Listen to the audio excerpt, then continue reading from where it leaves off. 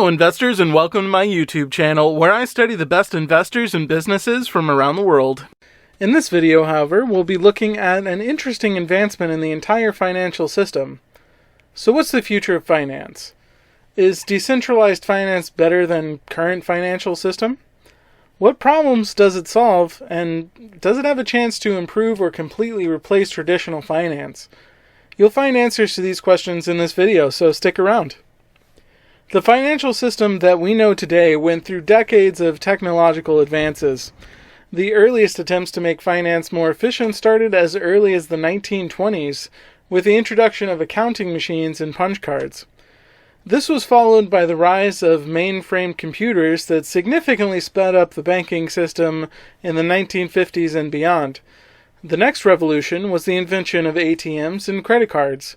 That started to become popular in the 1970s. Also in the 1970s, another important element of the financial system, the stock market, started going through a radical transformation. Manual order entries and loud trading pits started being slowly replaced by computers and algorithms from the 1990s, thanks to the growing adoption of the internet. The computerization of finance got supercharged, accessing bank accounts, making wire transfers, buying stocks. All of these operations are now possible from the comfort of your own home. Then came the fintech revolution. PayPal, Robinhood, TransferWise, Revolt, and other fintech startups understood the take-first approach known from other non-financial tech companies and offered their users seamless access to financial services. A completely different experience when compared to the clunky banking user interfaces. Despite a century of innovations, the financial system is far from being perfect. Settlement of stocks, bonds, and other financial instruments takes days to clear, and it requires massive amounts of human capital involved in the process. Key decisions impacting millions, if not billions of people are made behind closed doors by a group of privileged few. Billion-dollar banking scandals that serve as months, if not years after the fact. Massive inefficiencies and high cost when it comes to international banking and remittance services, and equal access to financial services with billions of unbanked people across the globe. Banks are hiring thousands of employees just to keep maintaining inefficient processes and being compliant with the ever-changing banking regulations. A super high barrier to entry for the new players, making it almost impossible to start a new financial company without access to the massive amount of capital stifling innovation. The whole financial infrastructure consists of siloed systems built with proprietary technologies and algorithms that each company has to make from scratch. The beautiful user interfaces provided by fintech companies only cover the fact that the financial system is built on old and inefficient foundations. Something that seems to be instant for the user can take days to fully process behind the scene. On top of that, the backbone of the financial system hasn't evolved much since the mainframe computers were introduced. This is exactly why we need something new, something better that can address some of these problems, and this is where decentralized finance, or DeFi, comes into play. Instead of relying on old and inefficient infrastructure, decentralized financing, or DeFi, leverages the power of cryptography, decentralization, and blockchain to build new financial systems. A system that can provide access to well-known financial services such as payments, lending, borrowing, and trading in a more efficient, fair, and open way. Efficient as all operations are settled almost immediately.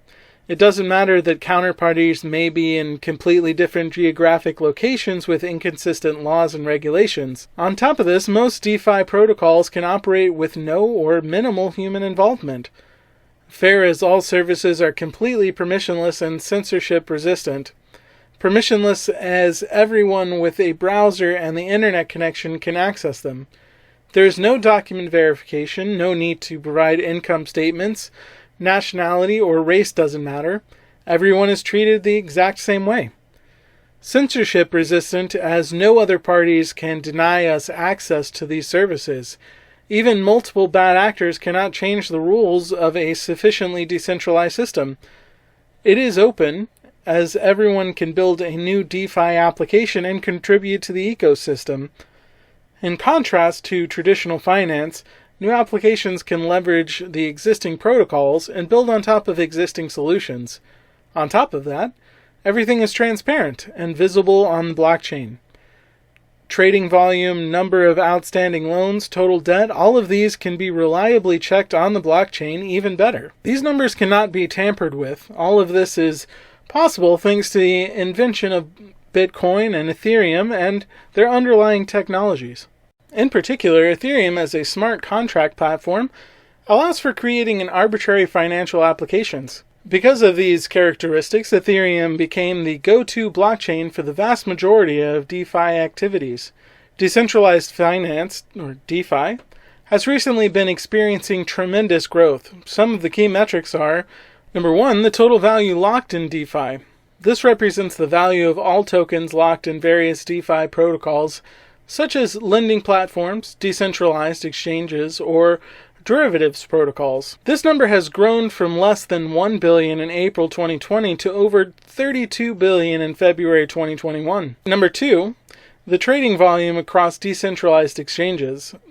This figure has grown from around 0.5 billion in April 2020 to over 50 billion in January 2021, a 100x increase.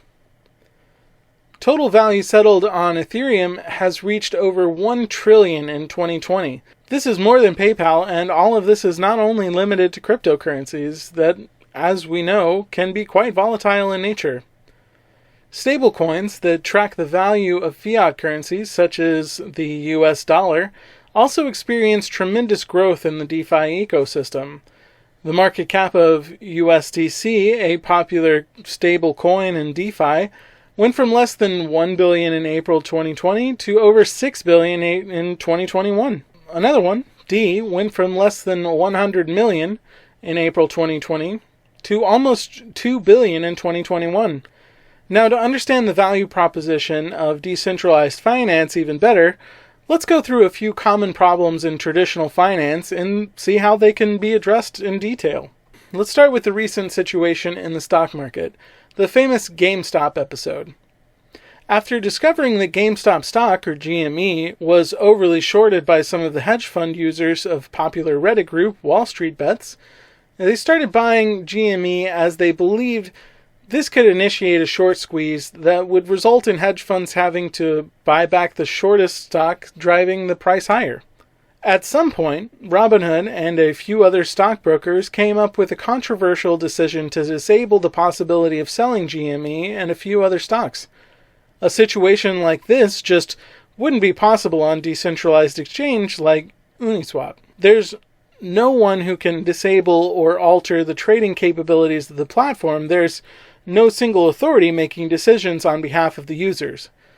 DeFi democratizes access to trading. This situation exposes another problem: decisions made behind closed doors. A group of people deciding to shut out trading, or maybe a bunch of bankers deciding what's the best interest rate for millions of people. In DeFi, interest rates are adjusted automatically based on the supply, demand, and risk parameters of certain assets that are configured by the protocol. Even if some DeFi lending platforms allow for changing certain risk parameters. All decisions are publicly visible and changes are voted on by multiple people who govern the protocol. What about this problem of paying 10 to 30% of the value of a bank transfer just to send money across the globe? In DeFi, you can send USD-based stable coins for a fraction of that cost. Even better, they will arrive in a matter of seconds with the settlement of different assets measured in seconds instead of days. The counterparty risk is dramatically reduced. Accounting. Every record is publicly available on the blockchain, so accounting becomes super easy and can be most likely completely automated. This can dramatically reduce the human capital needed. And equal access to financial services. A DeFi protocol doesn't care who you are. It just follows the predefined rules that are exactly the same for everybody. Although DeFi presents us with a unique value proposition, it comes with its own challenges. It brings more responsibility to the users who are now truly owning their assets, so they have to make sure that they store them in a secure way. There's not a lot of hand-holding here, especially when interacting with new DeFi protocols. There are still certain regulatory risks. Scaling is another issue that has to be tackled. The popularity of DeFi resulted in a tremendous demand for the block space on Ethereum. This in turn results in high energy fees for the users. It's not uncommon to hear about $10 or even 50 Uniswap transaction costs. Hacks are another challenge for the DeFi space that makes using certain protocols, especially the new ones, risky. Various DeFi protocols are also exploring different governance models. Uncollateralized loans and mortgages are big areas of traditional finance that are slightly harder to implement in DeFi. Fortunately enough, there are already protocols like AAVE exploring different possibilities such as credit delegation and tokenized mortgages. Despite the challenges, DeFi is a unique innovation. If you follow Peter Thiel, then you can consider this as a truly 0-to-1 innovation, and I believe that sorting out some of these challenges is just a matter of time. So what will happen to traditional finance if DeFi keeps innovating and growing at this tremendous pace? Personally, I think that traditional finance will have to adapt quickly. Otherwise, they're taking a risk of slowly becoming irrelevant. Like with all other big technological changes, they often happen gradually. Then suddenly, we will probably very quickly see some of the incumbents trying to tap into the possibilities of DeFi. For example, by leveraging liquidity or accessing more favorable interest rates is one of the DeFi protocols. This will most likely start with fintech companies that are already involved in crypto, but I wouldn't be surprised to see banks using DeFi in a few years. There are also a lot of areas of traditional finance that can significantly benefit from moving into DeFi in the future. As an example, instead of going public on the stock market, companies could issue security tokens and take advantage of a globally accessible liquidity. On top of this, people investing in these tokens could let them out and make an extra yield on their investment or use them as collateral for taking a loan. It's also very likely that DeFi will become a new backbone for the financial system. With simple user interfaces, most people will probably not even know they're using it, in similarity to how they don't know what's happening under the hood of their traditional trading applications. At this point, DeFi will just become more efficient, fair, and open finance. So what do you think about the future of finance? How big do you think DeFi will become? Comment down below, and as always, if you enjoyed this video, then make sure to subscribe to this channel if you haven't done so already. Thanks once again, and we'll see you in the next video.